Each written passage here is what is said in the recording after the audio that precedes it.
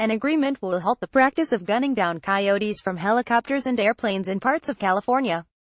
U.S. Fish and Wildlife Service Reuters. In a deal hailed by activists as a first, a federal judge last week approved an agreement between conservationists and the U.S. government halting controversial methods such as aerial gunning to kill nuisance animals in Northern California.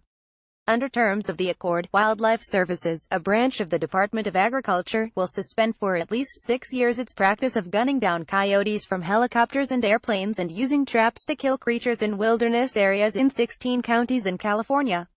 The agreement stems from a June lawsuit filed by Wild Earth Guardians and other conservation groups alleging that Wildlife Services had violated federal law by failing to analyze the environmental impact of killing hundreds of wild animals in Shasta, Sierra and 14 other California counties.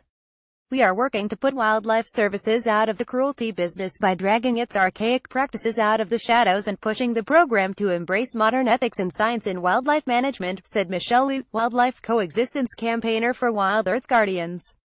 Wildlife Services is to complete an extensive study of its activities in those areas by 2023, including its use of M44s, spring-loaded devices that emit sodium cyanide and have been called cyanide bombs.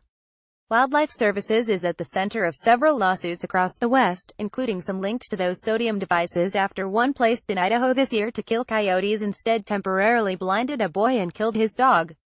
Lute said the settlement in California was the first of its kind and would be used as a template in cases in other states. Tanya Espinosa, a spokeswoman for the USDA program, said the deal was struck in the spirit of compromise and settlement, and did not constitute an admission of any kind to claims or facts relating to issues in a legal dispute. While the settlement conditions may affect the use of certain tools in some areas of the state, she said in an email, the government believes the changes do not restrict our ability to protect agriculture, property, natural resources or public health and safety in California.